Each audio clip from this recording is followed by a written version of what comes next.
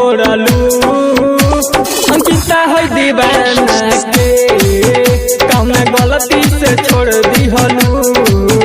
अंकिता है दीवाना के कौन गलती से छोड़ दिहलू।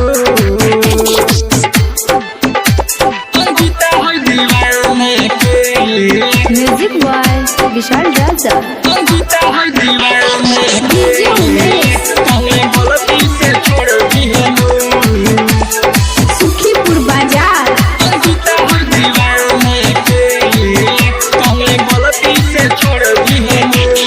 तोहरे वियोग में हम रातों दिनवा रोइले सनम। हमरा तू दिलवा में दे दिहलू जान जखम। तोहरे वियोग में हम रातों दिनवा रोइले सनम। हमरा तू दिलवा में दे दिहलू तू ऐसन जखम। रोज ही फेसबुक पर करिले चैटिंग तोहरे रिप्लाई खातिर करिले वेटिंग तब मुँह मोड़ लिहलू।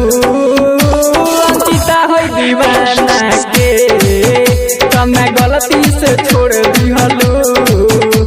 अंकिता है दीवाना के कमे गलती से छोड़ दिहलू।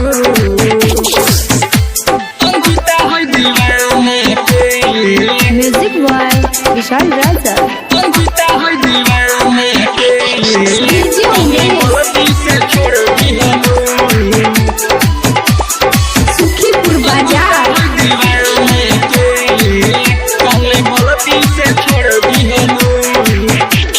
धरती से जुदा समान हमरा प्यार के कैलू बदनाम। कटे नहीं मोर जिंदगिया लब पे बावे तोहरे नाम। धरती से जुदा समान हमरा प्यार के कैलू बदनाम। कटे नहीं मोर जिंदगिया लब पे बावे तोहरे नाम।